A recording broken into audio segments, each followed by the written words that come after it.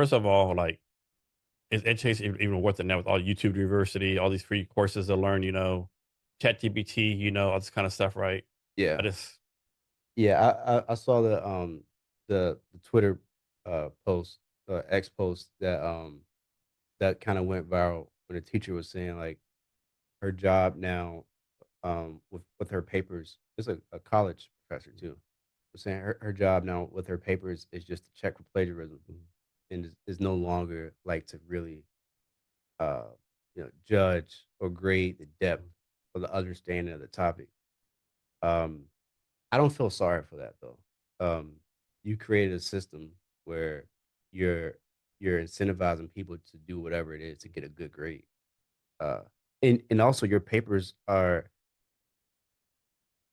they are distributed in a fashion in which I mean, the topic that you want them to write to can just be bullshit.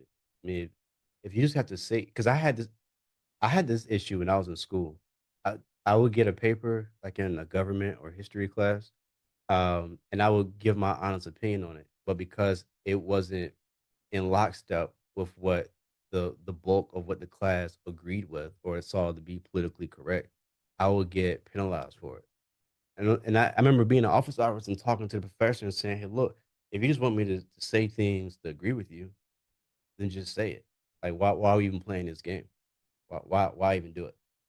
So I don't feel sorry for if you are doing something that can just be replicated with because Chat GPT doesn't have depth.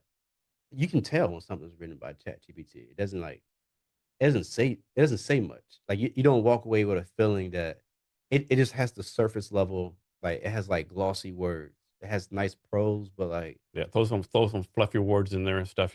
yeah.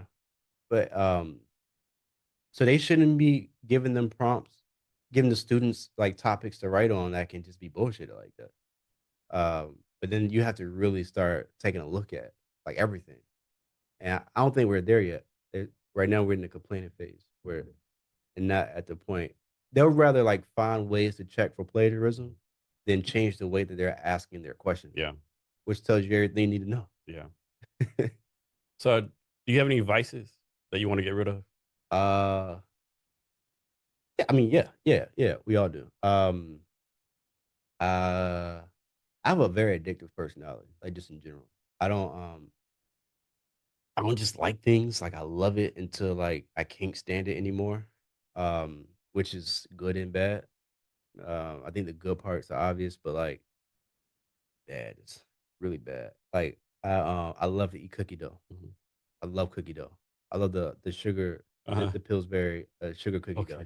Okay. I eat a whole I can eat a whole Yeah. packet once then I just knock it out.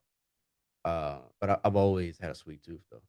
I've always like my cheat days when I was competing still. I just go hard.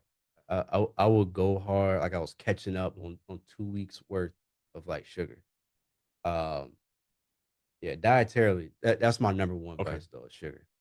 Definitely sugar. So for a company, like, of course, you want to be the biggest company ever, but like, you have like goals in mind, like grow by 20% this year, 25% next year, or expand different markets. Yeah, over the next 3 years, I want to keep growing by 100%.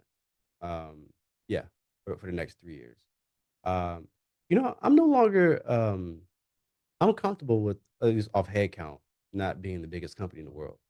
I'm comfortable with that. I don't mind off head count being more middle market, um, and just having a good market share because there's ways that we can leverage that outside of just riding the finance.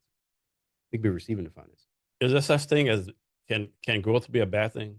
Yeah, yeah. I mean, there's a lot of startups, as we both know, that focus on driving revenue at all costs and just widen their losses. They're out of business unless they can just keep raising money, which is most of startup culture is like just raising money Yeah. to raise more money to raise more money down the road. And each step of the way, they're losing more money. They're just evaporating their shareholder equity. Um, yeah, yeah.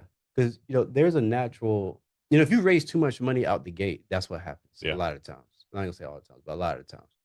Um, there's a nuance. It's the same way why like the athlete with the multi-million dollar contract go broke.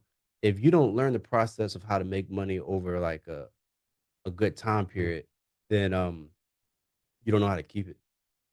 And the same thing that affects the athlete affects the startup, Uh, the founder. They raised over $10 million, but they didn't earn $10 million. yeah. They put together a presentation. They were charismatic, and now they got a check, and they don't know what to do with it. And they go from grinding in the garage to like, we can afford, a $10,000 a month, Yeah, penthouse for office, yeah, and then free lattes for everyone. Like they these add things up. add up. Oh yeah. They really do add up. And if you didn't really bootstrap it with no outside money, then you just don't know what that feels like. You don't know the pace of how Hmm. companies should really be growing. It's not natural to raise a lot of money without like a real concept or a Yeah. real business. A It's financial plan, like all that kind of stuff, like yeah, traction, your business model, all the yeah. real quote unquote business stuff, so to speak. Even in that scenario, they think they can just offshoot it by like bringing on the same amount of money they Mhm. raised by just bringing on a CFO, Mhm. but they don't know how to check how to check. They don't know how to manage Yeah. a CFO. I mean, all the CFO did was come in and just siphon more money out Yeah. in a legal And way. do a fancier spreadsheet or give you Yeah, some kind of pattern analysis or something, or yeah. So it's like you're getting hit. You're just making life more difficult for you because you weren't willing to do the hard part, which is to grow a business. so you might not be able to answer this question, but can you talk about how you do due diligence on companies that apply to get funding from y'all? Yeah, you're right. I can't answer it full detail, Okay. but it just follows a usual KYC process, Okay. and like just a few conversations, and they have to verify it with documents Okay. essentially. Bank statements or whatever the case may be. Yeah, Okay. yeah, and it's just it's not hard. Okay. It's and now we've seen frauds. Don't get me wrong, quite a few. Yeah. But it's because of the process that we use that it'll normally come out. I mean, you can't fake the funk, but for so long, Yeah. like it's sooner or later something's going to come out. Yeah.